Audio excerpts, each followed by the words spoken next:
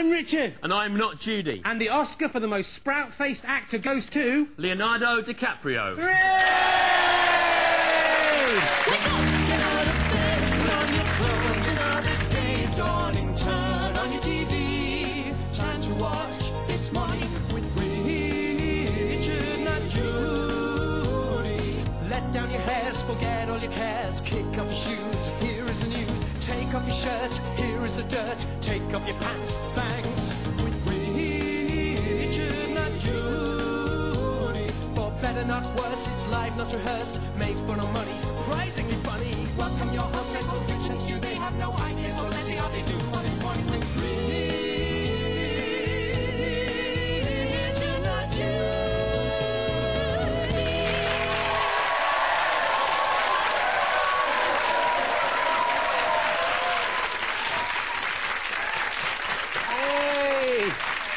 Thank you. I am Stewart Lee. And I'm called Richard Herring, and welcome to Womranger. Yeah, see, every time I say Womranger, they shout it out. Yeah, it's not Crackerjack, Rich. It's kids. Hey, the one Yeah, well done. Yeah, and, welcome to the show that has already been described by one caller to the BBC as quite insulting towards famous people, both dead and alive. I'll tell you who I think's rubbish, Stu. Dr. Benjamin Spock and Jonathan Aitken's daughter. You don't learn, do you? No, I just get worse. If they complain, I do it. It was terrible, though, the Jonathan Aitken thing, his daughter, you know. I mean, if we're to be believed what they say in the papers, he made his daughter lie for him, and now she faces jail. But, I mean, you have to be a pretty harsh judge to send a 17-year-old girl to prison for lying for her father. Yeah, I hope he does, though. Yeah, and me. Anyway, today is Mother's Day, so if you're a teenager, I expect you got up about 10 minutes earlier than you usually do, and then took your mum some undercooked eggs and a spilt cup of tea, and are now acting as if you're entitled to do nothing around the house for the next year. I love my mum, though, Stu. She's the best mum in the world. If you're watching, Mum, I'd just like to say Happy Mother's Day, and to show you how much I love you, I've made you this. What, a spice rack? Yes, a spice rack. So you make her a spice rack every year? Yeah, and I will continue to do so, Stu, until I see her using one of them. Use the spice rack! Don't you like spices, you ungrateful old whore? Oh. What's wrong with you? Spice up your life, God! Every woman, every boy! Nobody loves their mum as much as I do, Yeah, Stu. OK, all right. Nobody. What about Oedipus, Rich? He really loved his mum. Well, Oedipus, Yeah, Stu. yeah, in classical myth, right, Oedipus so loved his mother that he killed his father and then gouged out his own eyes. Yeah. You should have just made her a spice rack, shouldn't you? How different the world would have been then. The phrase Oedipus complex would be used to describe not a man who wanted to make love to his mother, but a man who wanted to make love to a small wooden herb storage facility. Well, maybe Oedipus did make his mum a spice rack, Stu, and it was the fact that she showed no interest in it that sent him over the edge. 30 years! 30 years of spice racks, you whore! OK, stop now. Actually, I've got a picture of you, Rich, with your mum when you were a baby. Oh, really? Yeah, nice. I think we can get it up on it. There it is. There. Not the picture, Stu. Now say she doesn't look like Bobby Robson. That isn't a real picture. You've made that. Look, that's in colour. That's in black and It's a white. real pic- Look, that peels off. It's not real. I got it off your mantelpiece. You did not. Anyway, time to meet the team today. Will you please welcome at the information couch husband and wife fact duo Joe Unwin and her husband, the actor Kevin Eldon. Yes.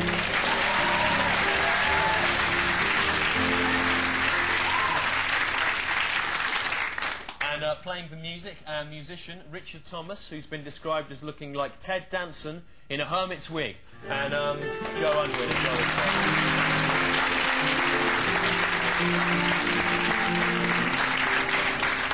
I really love it. It's nice, very good. It's great. Yeah, and full of the joys of spring, please welcome new bar slave duo Trevor and Natalie. Trevor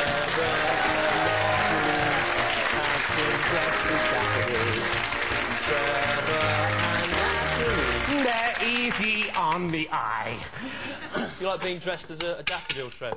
You like that? Right? You can't speak, don't speak. Leave him alone. It's good, actually, Trev, because it makes your face look even smaller. Shut up, leave him alone. Go on, off you go. Go on. Here are this week's aims. Aim 1, to genuinely put Leonardo DiCaprio in an iron mask and to write, "I look like a sprout" on the front of it in Tiffany. Aim 2 is to beat the world record for transplanting a liver into a 3-day-old baby by transplanting a liver into a 2-day-old baby, whether it needs a new liver or not. Aim 3, to genuinely put Leonardo DiCaprio below decks in an ocean-going liner, crash it into an iceberg and then hold his little sprout head under the water until he be dead. Right. Aim 4 getting applause for that. From bloke. Yeah, aim for to punish the blabbermouth directors of Newcastle United by forcing them to drink their own weight in Newcastle Brown. No one deserves that punishment. Aim 5, to genuinely have Leonardo DiCaprio shaved from head to foot, painted red and smashed in the face with shovels. What? What Leonardo DiCaprio film is that in, Rich? One that I am currently writing. Right. Those are the aims. Over to Joe and the actor Kevin Eldon for this week's phone-in. Thanks, fellas. This week's phone-in addresses the fact that our weekly Men of Achievement 1974 feature is dividing opinion across the country between the people who think it's not funny and the one man who wants it on BBC One 24 hours a day. So the question is, do you think Men of Achievement 1974 should appear in this week's show? Dial 0891 33 88 01 for yes. 0891 33 88 01 for yes. Dial 0891 33 88 02 for no. 0891 33 88 02 for no. And dial 0891 33 88 03 if you think the actor Kevin Eldon here looks a bit like a monkey and that I could do a lot better. 0891 33 88. Well, that's not funny. Dial now for those monkey facts. And last week, in honour of Mother's Day, we asked you to tell us why your mum should be this week's queen of the show. And joining us here on the sofa is little Amber Manson, who's 14 years old. 14. Imagine So, 14 years old. 14. Why is your mum the best mum in the world, then? Why? Okay. Well, she's got these wonderful little ankle bells and she lets me borrow them when I want to look interesting, and she's got quite big hair, as you'll see in a minute, and it's good for hiding behind. Right, there's a good reason And for anything. ankles and big hair. Well, Amber, those reasons enough, believe it or not, were enough to mean that your mum, Kate Mansell, is this week's queen of the show. Crown the queen. And Queen Kate now doing officially spoils the flowers there from Trevor. Milk tray and black magic. Ferrero Rocher chocolates were spoiling her. And a spice rack from Richard Herrings. And another spice rack, more spice racks than anyone could ever need. Truly, a mother was never loved so much. The Queen is crowned. I'm the Queen! Let's sit down. There we go. With your spice racks. Do you like your spice racks, Queen Kate? Yes, I like this long one Do particularly. you? You like a long spice rack? That's mate. That's me. She likes them, mother. She likes them. Look, she wants it. I hate you. I hate you, mother.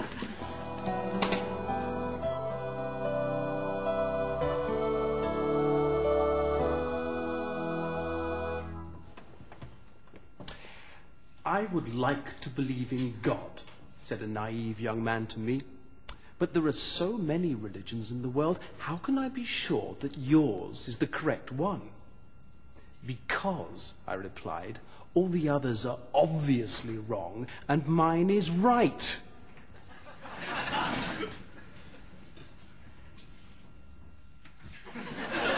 Unusual priest there. Now, Queen Kate, as Queen, not only will you be fondled by a man whose face is so small it looks like it has been taken off the front of his head, washed in a far too hot wash, shrunk, and then stuck back onto the front of his head without any thought for how ridiculous it would look. Leave him alone, he's beautiful. You will also get to eat whatever you desire from this... The Mother's Day Mother's Trolley! Here it comes. Here comes Matt, let's bring it in. Laden with all beautiful things that all mothers would like. There's mum deodorant there. There's everything. There's lots of products here from the obscure 1980s food range My Mum's. That's right, they're the same as real products, but slightly inferior. My Mum's lemonade there. My Mum's tea bags. My Mum's crackers. And here's some of My Mum's milk You are there. sick, Richard. Not bad for a 60-year-old woman. And so I'm not sexist. Here's some of my dad's You milk. are sick, Richard. You are sick. You You can are sick. lactate. It's very unusual. You are sick. You are. And also, My Mum's Golden Graham. Nice. How could they possibly? Oh, they're Yeah. actually genuinely popular, so I'll forget that line. Anyway. And for anyone who was a mother in Britain during the 1970s... Loads and loads of Valium. There you are. Now, Queen Kate, you can have anything you want from this trolley. What would you like from this? Well, the Grahams sound really tasty. The Grahams, here they come. Golden Graham, the Queen has spoken. There we go. Hooray! Now it's time to see what's coming up later on to Wimranger. At 12:25, we'll be finding out from Norman Bates how he'll be spending his Mother's Day. Mother, oh God! And at 12:30, we'll be remembering the life and work of the world's most famous mother, Mother Teresa, as we take a look at a set of previously unpublished explicit glamour shots. At 12:49, we'll be genuinely planting Leonardo DiCaprio in an allotment to see if he will sire a harvest of giant sprouts. Leave him alone. At 12:56, we'll be revealing a cure for Andrew Lloyd Webber's mystery illness, unless we receive £5,000 in unmarked bills. But first, here's someone who really hates his mother. Look at this. Like all mothers, Mother Nature is a woman, and is thus temperamental and untrustworthy. Sometimes she soothes us, letting us suck at her dry dugs, but other times she slaps us and takes her dugs away. Hi, I'm Greg Evigan from My Two Dads, but now I'm presenting this show, When Insects Attack. This week, worm.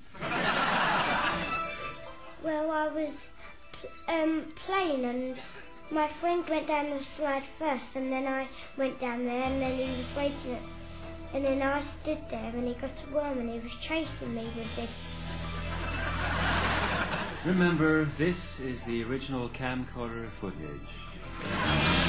And I was really frightened and I got to the slide and I was trapped. And he started wiggling it in front of my nose and put it on my nose.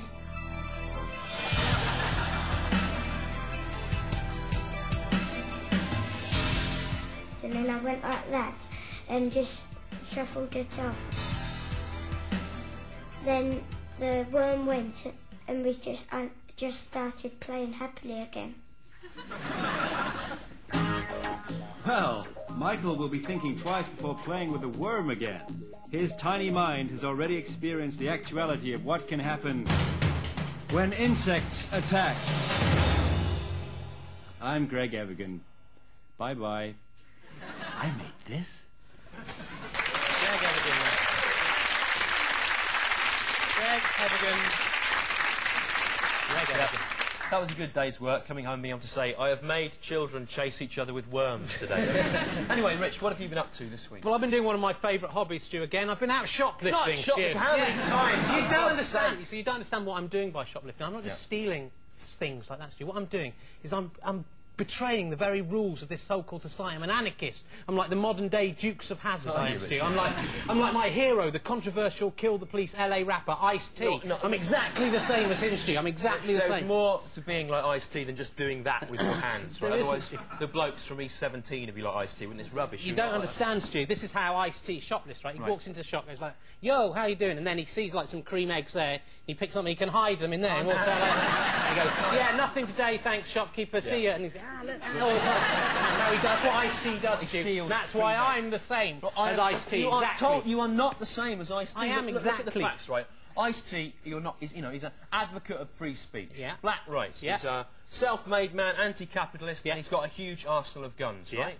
You are a small, fat, middle-class white man from Cheddar in Somerset with a huge arse. Do you see what I did when I turned it around? Arse, that was good. Do you think Ice-T's mum, like yours, looks like Bobby Robson? My mum doesn't look like Bobby Robson. Do you think people say, oh, Ice, I saw you driving around South Central the other day with ex-England football supremo Bobby Robson in your car, and he was wearing an old woman's floral print dress? Shut up, my mum. And do you think that when Ice-T does like a gig in his hometown, his mum checks all his material before and makes him remove any of the swearing so she won't be embarrassed, like your mum did to us? You shut up. And she goes, oh, Ice, would you mind not singing Bitches 2 tonight because Mr Dean from the sports shop is in? You think she does that? Shut up about that. And is your mum going to be making sure we don't say anything rude at Bristol Old Vic on April the 26th, Rich, and following us around on our 31-day April and May tour, details of which can be obtained by writing to at the end of the show from the address you can see in the credits? Yeah, I like what you're doing there. She's quite subtle the way you got that in against the rules. I don't think the BBC will notice if we just move on and don't draw attention to it. And do you think Ice-T's dad is called Keith, like yours, Rich? Keith T. Do you think he's called that? Keith T. If you knew anything about anything, that you know that Ice-T's dad isn't called Keith No, he's not, T. is he, Rich? That would be ridiculous. No, he's not called that. He's called Mr T from the 80s. No, that is his dad. He's not. Mr T. Over to Joe Unwin and the actor Kevin Eldon for this week's listings. Thanks, guys. Thanks. Well, I don't know about you, but I'm lusting for a listing, so it's over to Joe. Come on. Right. First this week, gravel. Gravel will be thrown into the faces of sick children by excited priests at York Minster this Friday. The gravel, which may have the power to cure minor illnesses, will begin to be thrown at 9 a.m. I love that. And how about this? Munchkin, Merlin, Merkin, March. Are you one of the original actors who played the part of a tiny munchkin in Judy Garland's Wizard of Oz? Do you believe you are a reincarnation of the mystical wizard Merlin? Do you wear a merkin? Then you might like to take part in the Munchkin, Merlin, Merkin March from Melksham to Matlock on Monday morning. I refuses to believe I'm the only person in the world who'd enjoy an event of this kind, says the parade's organiser Ian Catby, a 3-foot, 90-year-old Merlin lookalike who hasn't got a hair on his body. Sounds fascinating. And that's all the listings. Oh, no, because, Richard, aren't you doing something this week? Yeah, it's a little jazz gig, you know. Yeah. Our pianist, Richard Thomas, is playing with the Little Timmy Tinky Coltrane Tribute Trad Jazz Trio at Pizza Place in Bedford on Tuesday night. Cheers. Thanks for the Oh, plug. is he really? Well, I'm sure there'll be plenty of tickets available for that. I think that's all the listings for this week, unless, of course, my wife has any more unscheduled surprises for us here. No. Oh, good. All right, fellas, that's all. Thank you very much. Is that it, Kev? Isn't it? What about the Tony Blair's joke? Nah, not this week, no. Oh, come on, it was so good last week with the director inquiry thing. I've been really looking forward to it all week. Well, that's the point, Rich. See, the standard was very high. I can't let it drop, see. I can't keep it up every week. It's not all you can't keep up. You said what? What? Sorry, you said something about I can't keep something up. Now, would you perhaps like to tell the ladies and gentlemen in the studio and at home and old keyboard dick over there what I can't keep up? Hmm? You're making a fool of yourself, Kevin. No, I'm not making a fool of myself. Do you want me to make a fool of myself? I'll make a fool of myself. Hey, I'm talking to you over there. Yeah, Mr. Bojangles. Hey. Now, just listen up. Hey, I happen to love this little lady, yeah? And sure, we've had some bad times. Mighty bad times. But the good times, let me tell you, fella, they've been sweet. So just back off, Jack.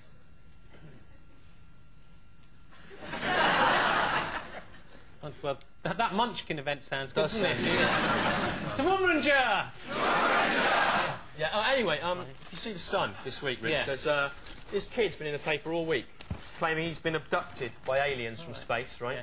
There are the aliens there. Oh, that's his mum and dad. Look, they're very similar, though. I got abducted by aliens once, actually. I woke up in this strange bed in a room I'd never been in before. I was wearing a woman's bra, an old man's pants, a bright ginger merkin, Stu, a gas mask, and the aliens had left their kind of milk all over me, all smeared all over my face. Alien milk? Yeah, I lapped some of it up, you know, to see what it was like, and it was horrible tasting milk. It was kind of brackish taste, not like milk at all, really. Alien milk? Yeah, I think that's why they come to Earth, because alien milk is so awful. They come here to get our nice planet Earth milk. Yeah. That is why I believe, Stu, that they fly around in saucers. See, Richard's been getting the jokes off lolly sticks again there. It's not a joke, Stu. No. I'm in deadly earnest. Well, the thing is, I don't understand about aliens. What's all that? Who are these aliens? Well, where do they come from? What's going on, Stu? The best way that I can explain that to you how? is by the use of this educational programme for the under 5s. I always tape it off the telly for some reason. Yeah. And I taped it off cable TV this week. Oh, good.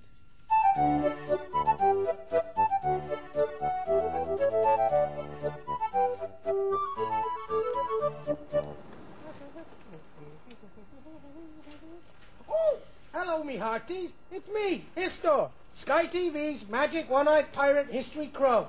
It's night time, so I'm going to get my telescope and navigate by the stars. Here you are, Histor. Look through here. Thank you, Pliny.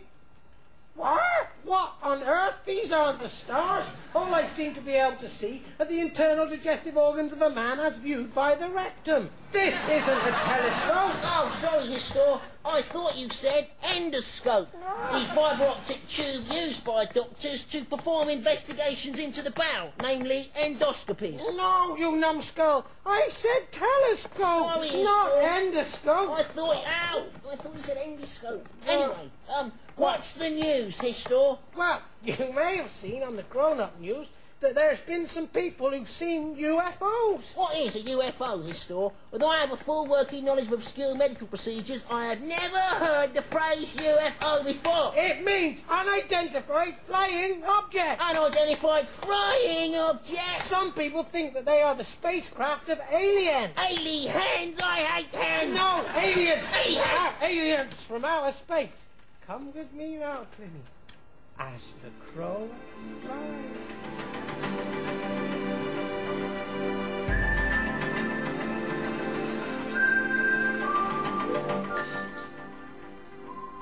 What place is this, Histor? This is Roswell in New Mexico. New Mexico? No, not Mexico. Mexico, stop it. This is the location of one of the most famous UFO sightings ever, as popularised by shows like The X-Files. The X-Files? Oh, I didn't expect that. Have you got some kind of problem? Look, in the sky, a UFO. Let's fly aboard. There you are, Pliny. Fly through that hatch. Hatch, like an egg hatches, hatch.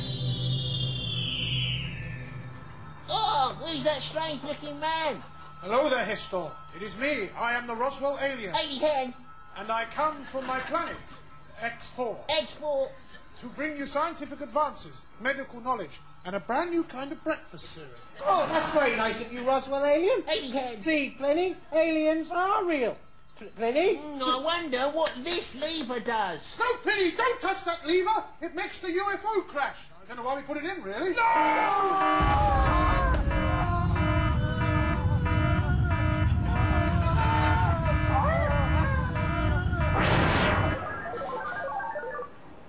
Well, I hope you're pleased with yourself, Pliny Harris.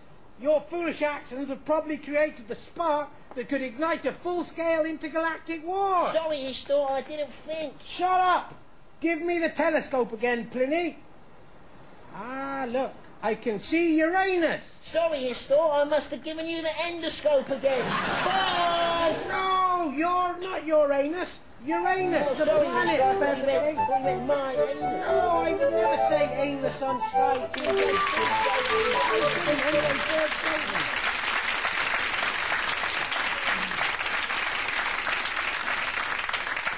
Do you understand now, Richard? Yeah, those crows have made it a lot clearer, Stu. Do you want some of my mum's milk, Queen Kate? It's no delicious. thanks. Are you sure? Yeah. It's lovely. It's suckered me. You know, in my life.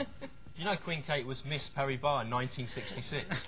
Give her a round of Yes, applause. thank you. That's a place in Birmingham or something like that. Do you feel, you know that sometimes when you fancy your mate's mum, Stu? All right, leave that. I will. now. You know... Actually, this is, do you like Trevor? Have you had time to check him out? Yeah, Quite nice, I isn't think he? his petals are beautiful. They are. Of course, those are false. You know that. But actually, I'm glad I've seen Trevor there. The My Mum's Leonardo DiCaprio. Imagine if I'd managed to say that properly. It may have been funny. I guess we'll never know. Try it now. against you. We'll all try and forget that you said it wrong. Okay. Trevor Lock there, the My Mum's Leonardo DiCaprio. No, it wouldn't have worked, Stu. Yeah. Was one bloke laughing in a sarcastic way. It was Richard Thomas. Yes, nothing to be gained from that. Well, actually, a lot of Trevor's mates have been writing in saying that his face isn't really small, right? So I've decided to put that for the test once and all. There we are. Now that is a small face, isn't it? There's no way. No Leave two him ways alone, about Stu. it. Can no Get denying him, it. Trevor. You're beautiful.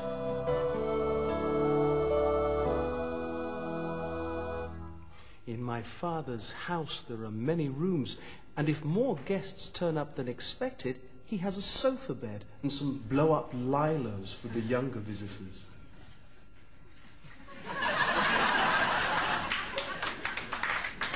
You know, You can clap if you want. no, don't bother. You know the best mother in the world is. No, you who's know the best mother in the Is world? the Queen Mother. The Stu. Queen But, Mother. Yeah, I'll tell you why. Because she just lies there in a palace all day, being serviced by hundreds of men who impregnate her. She gives birth to hundreds of children, and then she throws out her lovers into the cold to die. No, Rich, I think what you've done there is you've confused the Queen Mother with the Queen Ant, haven't you? Yes, I have. Yeah. That's where the humour arose from. Yeah, because they both got Queen in them. Yeah. Though, admittedly, the second part of it doesn't sound very similar. It's No, an no. unlikely misunderstanding. An unlikely error. But it did happen. Do you have any fond memories of your own mother? Stu? Yeah, I do actually. I remember when I was a little kid, the first time I ever got drunk, I was about 13 years old. And I got drunk on this cheap Greek wine. And I went home and I went into the bathroom and I was just sick on the floor in there. And then I was sick all down my clothes after that, and all my clothes were all covered in sick. And then I was sick into the sink, and that got all full of sick. So I tried to scoop the sick out of the sink and put it down into the toilet until the toilet was actually full up with sick. It was overflowing with sick. And then my mum came in and she looked at the sick on the floor, and she looked at the sick all down my clothes, and at the sink there all full up with sick, and then at the toilet across from that all overflowing with sick, and then at me standing there with my 2 cupped hands full of sick. And she said to me, "Have you been sick?"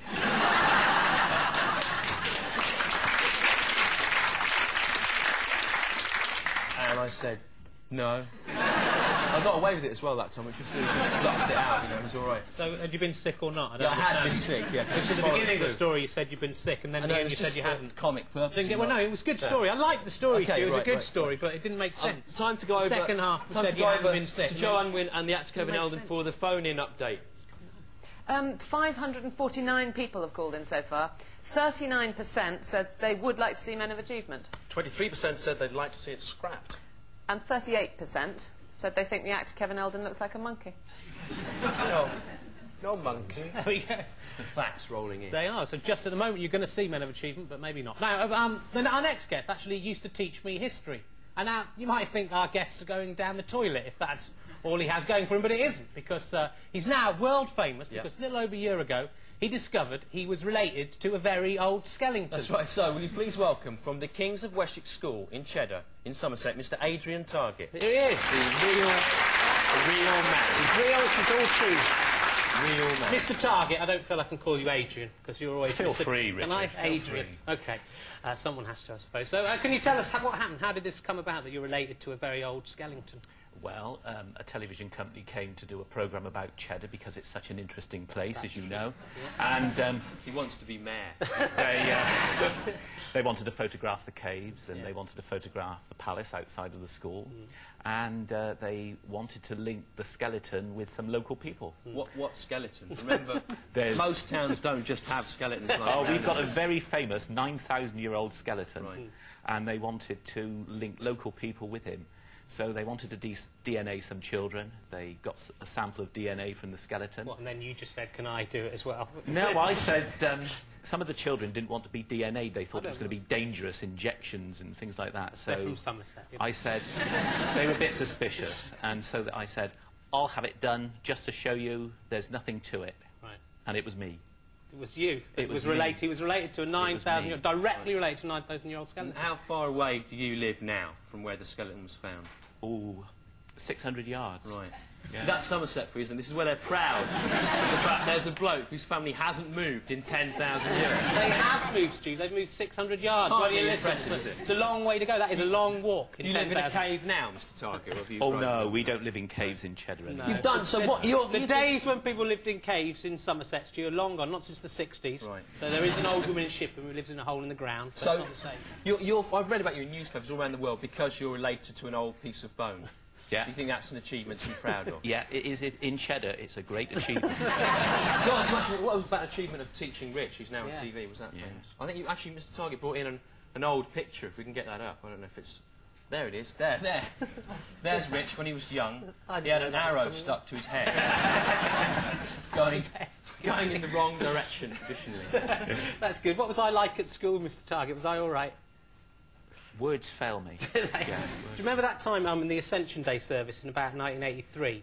And Mr. Herring, the headmaster, said, because we all got the same name down there, he said, can we have a minute's silence to remember Jesus ascending to heaven? And everyone was silent. And then one person in the congregation made a really loud burp that lasted about 5 seconds. Do you remember that? No, I was already... That was me, I did that. No one ever knew, but I've just revealed it. I was already up the tower with the Reverend Denman. Were you? Then. Yeah. That's why he got sacked from being vicar. Yeah.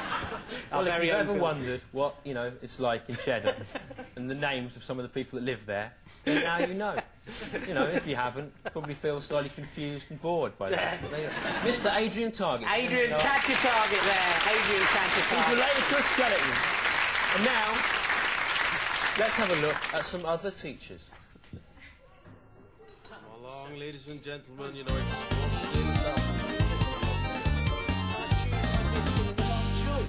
Come on. School hours are precious, and there's very little time for discussing grievances.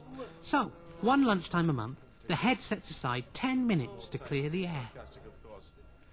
Now, come on. We've got a lot to get through. Take 1 cup of coffee and 1 biscuit. 1 biscuit, Mr. Harris, unless you're having no milk in your coffee, in which case you may take an extra biscuit, unless it is a chocolate biscuit. Now, get to your seats quickly and quietly. Headmaster, can I have no coffee and 3 biscuits? Don't be impertinent, Mr. Kennedy. I'm not. I think your biscuit system is very good. You obviously don't, so button it now. I do. I think it's very important that we have a correct biscuit system. Imagine the anarchy that would occur, Headmaster, if people were allowed to just have as many biscuits as they want. I am not interested in your sub, Kenny Everett whimsy, Mr. Kennedy. Because all I'm saying, right, why don't we have a system where any member of staff is allowed to have any one of any 3 items, be they coffee, biscuit or milk? That way you could have no coffee and 3 biscuits, or 2 biscuits and a little tiny cup of milk. It's just about that. Perfectly clear system. 2 biscuits maximum. Sit down. But Mr. Kennedy is right up to a point, Headmaster. Mr. Harris, joining the biscuit conspiracy. Oh, infamy, infamy. They've all got it in for me, as the late great Kenneth Williams said. It's just that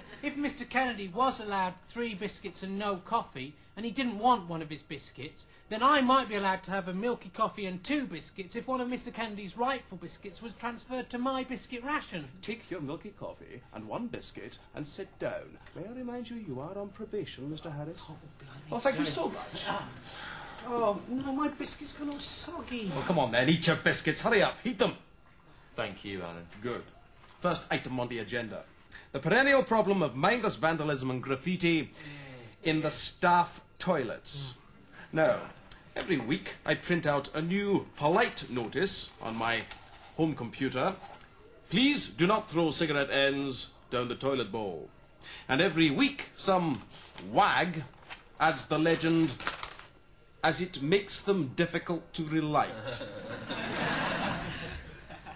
And I'm not sure, but I don't think in this case that there should be an apostrophe in makes. But I don't know. After all, I'm not an English teacher. Wait a minute, the bell is a signal for me, not for you. Right, we've no more time to cover the rest of the items. But next month I want no more of this biscuit nonsense. I hope that's clear. Yeah. Off you go. Walk!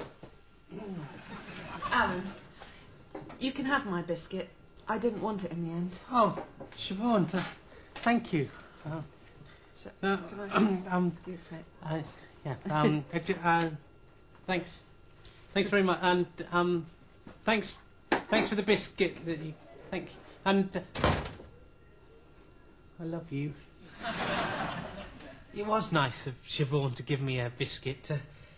I shall keep it for always as a reminder of her kind and caring soul. It's not as if it's one she wouldn't have wanted, you know, like a coconut one or a Hovis digestive. No, it's a happy facer. There's only 4 of those in the box, and they're always the first to go. That's another reason why the headmaster's biscuit system isn't fair, because it doesn't take into account that some biscuits are more popular than other ones. I must mention that at the next meeting. Still, every time I look at this biscuit, I'll be reminded of Siobhan's happy, smiling face, and who knows, one day, if God be willing in his heaven above, I might come home to see the real Siobhan's happy, smiling face there to greet me. Oh well, the marking must be done.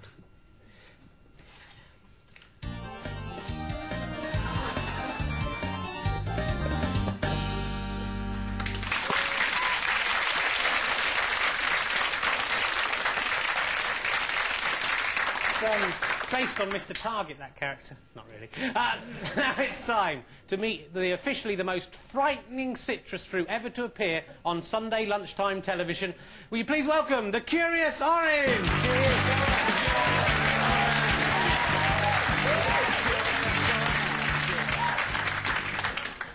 Hello, Mr. Rich. Hello, Mr. Stew. I am Curious Orange. So, are you all right this week? You got a bit overexcited and upset last week, didn't you? No, I'm fine, Mr. Rich. I've got it together. I'm on top of it now. Good, I'm very pleased about that. So, what are you curious about this week, the Curious Orange? Well, this week, Mr. Rich, I'm very curious about this cheeky conundrum. I'm going to have to stop you there. What is this? What? Well, we've got a special Mother Day surprise item for you.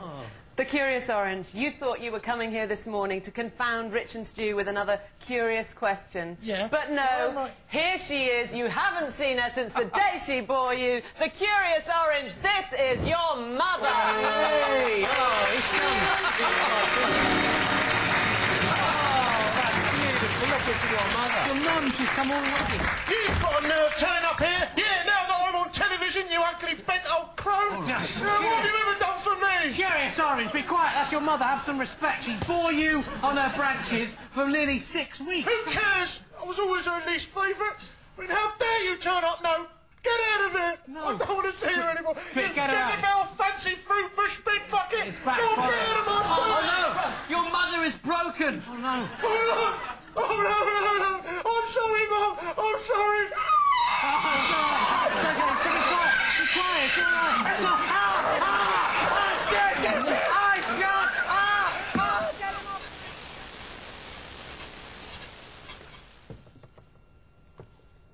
My name is Roger Crowley. You may know me by my wickedness. On Thursday, I saw an owl in my garden.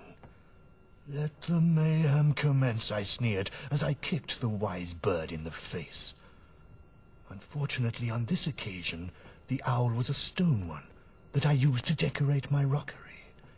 And as I was barefoot at the time, I badly stubbed my toe. My plan had failed. But next time, believe me, my friends, the owl will be real, and all who pass may see my wickedness as his feathery face explodes against my boot. Oh yes, one day you will all see my power.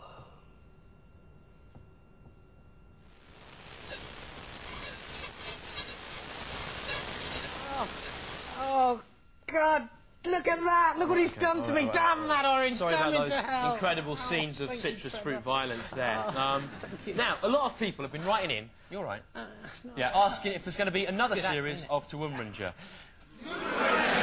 Don't do it when I do it, I'm not interested. It's not a pantomime, okay? And that, of course, depends on the ratings, Yeah, right? here's the figures so far. They've been pretty consistent for our show, around the 1 million mark for the Sunday broadcast. Although during week 3 we dipped to 500,000. Why, Stu? Well, what happened? Why that's didn't because they like us? that week, Why? right, that week, we were up against the Australian Grand Prix, and rather worryingly, this means that you, the public, would rather watch people being burned to death in a petrol explosion than some light-hearted comedy. No, don't do that! No, Stu! It's what the public want to see, Stu. They want it. I love you, Trevor. I love you, but you have spurned me, and so you must pay, like the others. Don't do it, Richard. You have to go to that extreme. Surely there are other options before setting fire to a small-faced flower-head man. Like what? We could advertise or something. Well, all right then. Okay, right. Off you go, Trevor. Because out there in Britain right now is an apathetic army of couch potatoes and ragamuffins. Sorry, Trev. And they're all looking for a pointless cause support. We could get them to advertise us. Yeah, for free. It's time to mobilise the Lee and Herring Child Army. Yes, here we go. You might like to advertise us by putting up an advert for us in the window of your local newsagent. There you go. Watch Lee and Herring in Toowoomranja. Good. And also you could double up, but also bike for sale there. You might like to try that. And younger viewers could write our names in Tipp-Ex on their satchels and show them to their friends at school. There you are now. Or, if you're a businessman in your suit and tie, you could write our names on your briefcase, like that, there. Show it to the other people in your office. So go out tomorrow, advertise us, let your imaginations run wild. Or you can do what people who work for advertising agencies do, right? Which is just do an exact copy of someone else's film or comedy idea without paying for it, make loads of money out of it, and then spend all that on drugs. There you are. That's what they do in the real world. So don't do that. Though send us proof of what you've done to advertise us by Thursday, or the advert itself, to the address on the screen, which will be repeated at the end of the show. You can also find out our tour details on that, remember. And whoever advertises us the best will be the king or queen of next week's show. So go for it. Yeah.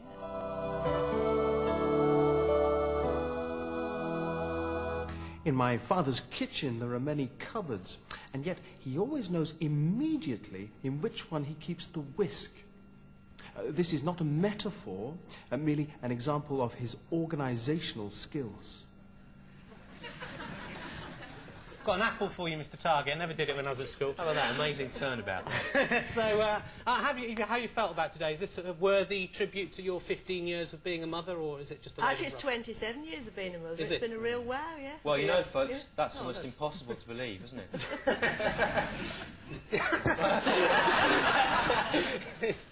No, she looks lovely. I can't believe it's 27. I was Miss surprised Mary you had Barr, a 15. 1966. Yeah. 1966. It's an amazing thing, though, isn't it, motherhood? The idea of motherhood. When I think about the actual physical process involved of being a mother, the sharing of energy resources between the mother and the unborn child, and the little fetus growing from nothing, that makes me feel humble and amazed. Slightly aroused? Not aroused by it. No, it doesn't me either. It doesn't make me feel that at all.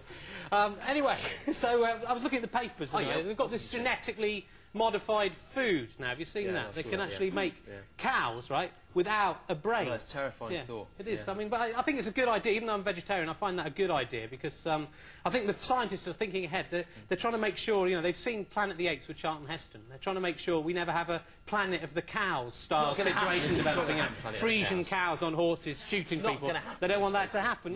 No, not just cows, Stu. That's just an example. It could be cats. Or dogs, Planet of the Chickens, it could be anything. Or even women, Stu. Yeah. What? I mean, I know it sounds unlikely, but one day women might rise up over us and take over the world. One day we might have a woman Prime Minister. We've already had a woman Prime Minister. Or we might have a woman King. What, the Queen? Like the Queen, Stu, but a woman. Oh, right, okay. One day women might even acquire the power of speech. It's an amazing thing. What else did we notice in the news, actually? I like this Dr. Benjamin Spock's widow. This is a fitting tribute. She danced on his hearse at his funeral, which I think, if you're watching, and if I die before you, Mrs. Benjamin Spock, will you come and dance on my coffin as well? It's a very fitting to a man's. Can you please just thank our guests again today and... no, don't. And time to go over to Joe Unwin and the actor Kevin Eldon for the phone-in results. Thanks. Yeah, we asked you if you wanted to see Men of Achievement 1974 in this week's show. 36% of you said yes. 22% of you said that you didn't want to see Men of Achievement. And 42% of you, that's a staggering 259 people, said you thought the actor Kevin Eldon looked like a monkey, which he does. So here's Men of Achievement after all, because we like it.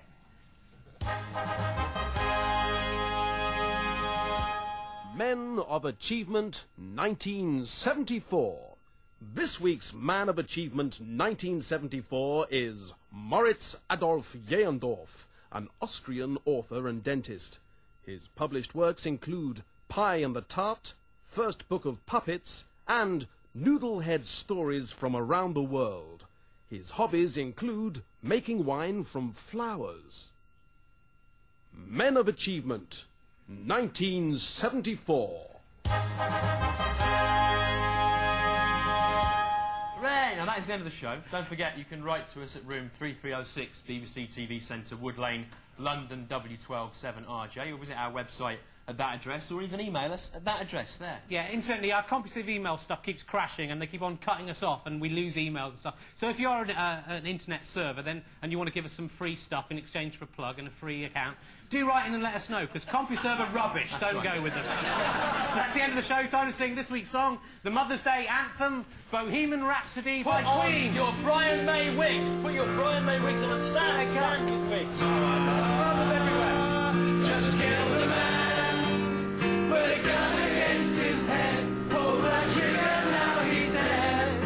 Mama, life had just begun, and now we're gonna throw it all away.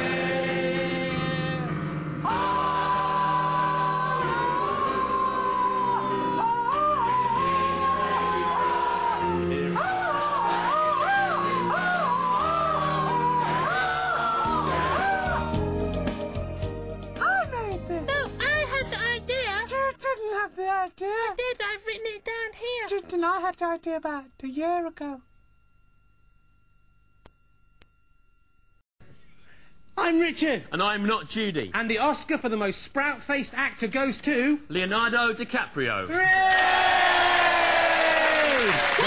get out of bed, put on your clothes, you know this day is dawning. Turn on your TV, time to watch This Morning with Richard Not Judy. Let down your hairs, forget all your cares, kick off your shoes, here is the news. Take off your shirt, here is the dirt. Take off your pants, thanks. With Richard Not Judy. For better, not worse, it's live, not rehearsed. Made for no money, surprisingly funny. Welcome your hosts, they will pictures you. They have no idea, so let's see how they do on this morning with Richard Not Judy.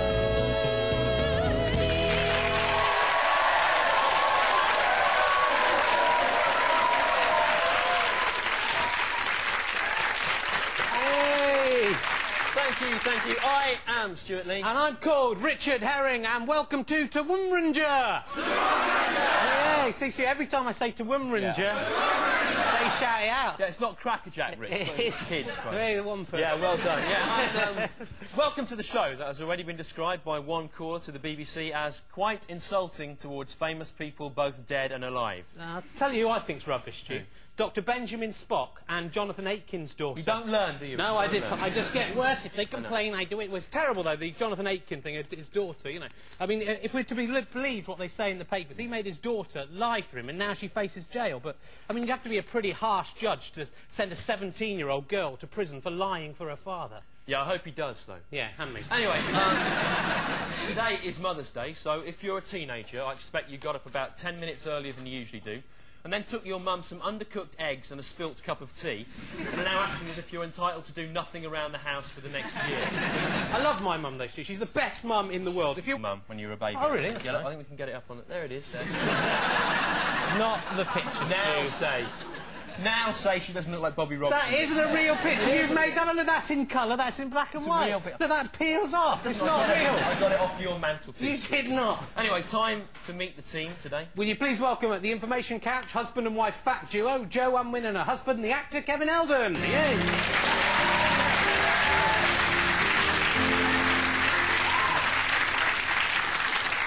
And playing the music, our musician, Richard Thomas, who's been described as looking like Ted Danson in a hermit's wig. And Joe Unwin as well.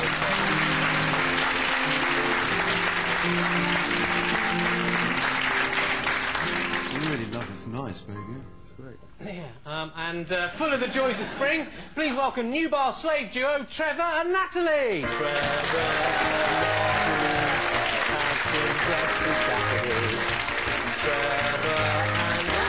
Watching, Mum, I'd just like to say Happy Mother's Day, and to show you how much I love you, I've made you this.